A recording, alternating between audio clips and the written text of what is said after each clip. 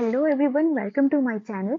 आज मैं आपको एड्रिनल ग्लैंड के कुछ इंपॉर्टेंट पॉइंट्स बताऊंगी और फिर हम पढ़ेंगे कुशिंग सिंड्रोम के बारे में। एड्रिनल ग्लैंड ये एक triangular shaped suprarenal endocrine gland है। इसके दो पार्ट्स होते हैं, inner most adrenal medulla and outer most adrenal cortex. Cortex के फर्दर 3 लेयर्स होती हैं, zona glomerulosa, zona fasciculata and zona reticularis. इन तीनों को हम याद कर सकते हैं बाय निमोनिक GFR। जी से ग्लोमेरुलोसा, F से फेसिकुलेटा एंड R से रेटिकुलरिस। जोना ग्लोमेरुलोसा रिलीज करता है मिनरलोकॉर्टिकॉइड्स, फेसिकुलेटा रिलीज करता है कॉर्टिसोल एंड रेटिकुलरिस रिलीज करते हैं एंड्रोजन्स। इसके अलावा और कुछ मेन पॉइंट्स के बारे में हम पढ़ेंगे। Main glucocorticoid is cortisol and we know कि glucocorticoids are released by zona fasciculata. Now, cortisol is highest in the morning and lowest in the middle of the night. It dramatically increases during any stress or any illness. It also maintains cerebral glucose during starvation. It has an anti-inflammatory action. 95% से ज़्यादा cortisol bounded form में रहता है। तो किससे bound होता है? ये एक प्रोटीन cortisol binding globulin से बाइंड होता है and this protein is increased by estrogen.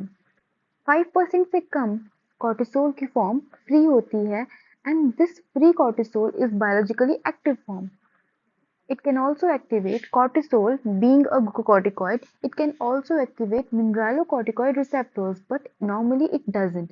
Why? Because her organ जिसके पास mineralocorticoid के receptors हैं, उनके पास एक enzyme होता है 11 beta hydroxy steroid dehydrogenase type 2।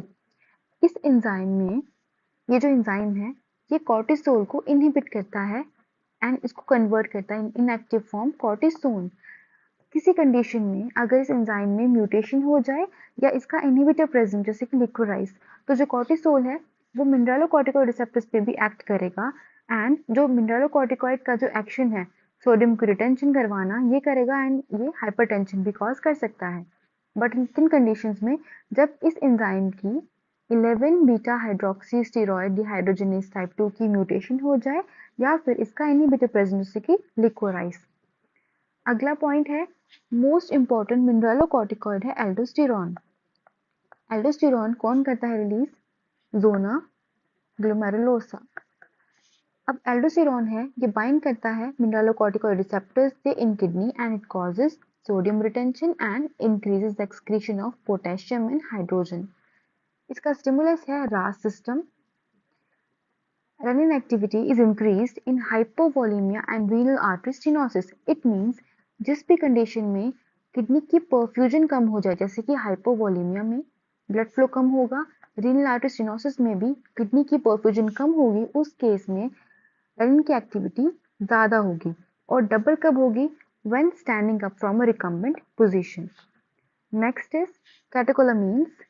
Noradrenaline very small proportion in circulation is by adrenal medulla and maximum it is by sympathetic nerve endings.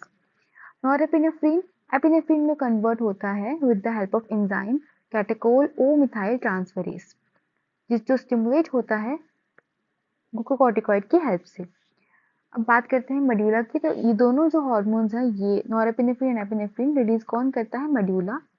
इन दोनों hormones को हम फ्लाइट एंड फाइट हार्मोन्स भी बोलते हैं क्योंकि ये फ्लाइट फाइट रिस्पॉन्स दिखाते हैं। Medulla is highly vascular due to centripetal blood supply of adrenal glands. अब नेक्स्ट जो हम पढ़ेंगे वो है कुशिंग सिंड्रोम। अगर आपको एग्जाम में क्वेश्चन आता है कुशिंग सिंड्रोम के ऊपर तो आपको कैसे उसको लिखना है ये वो है, आप इसको नोट डाउन कर सकते हो, पिक्स ले सकते हो। कुशिंग सिंड्रोम के बारे में हमें क्या क्या पता होना चाहिए, थोड़ा सा इंट्रोडक्शन हम देंगे यहाँ पर, उसके बाद इसकी कॉजेज, इटियोलॉजी कैसे करनी है, उसके बाद क्या पढ़ना है पैथोफिजियोलॉजी, उसके बाद पढ़ने हैं clinical features, science and symptoms, फिर इन्वेस्टिगेशन कैसे करेंगे और ट्रीट कैसे करेंगे। सो कुछ इंट्रोडक्शन में है Cushing syndrome. It is a disorder which is caused by prolonged exposure to excessive levels of hormone cortisol. अब cortisol जब ज़्यादा एक्सपोजर हो रहा है इसका तब ये डिजीज होती है Cushing syndrome.